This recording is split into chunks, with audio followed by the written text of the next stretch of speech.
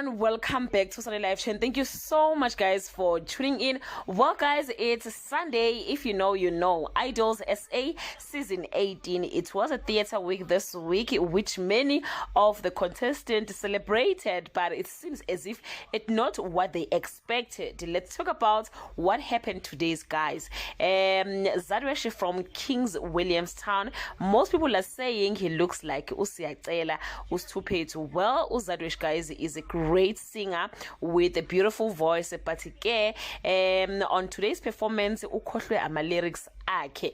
Usomizi pushed him with a show of hands to continue performing, and he did just that. Abanye bathi Zadwesh is not an Idols material. He just need a producer to do his own music. I don't know if you agree or you disagree with that, but okay, guys, the good news is despite him forgetting the lyrics, he was given a chance to go through to the next round, and we are hoping we'll see him on top 16. We are looking forward to the next Sunday, guys. That brings us to the end of this video. Do leave your comment below and share your opinion.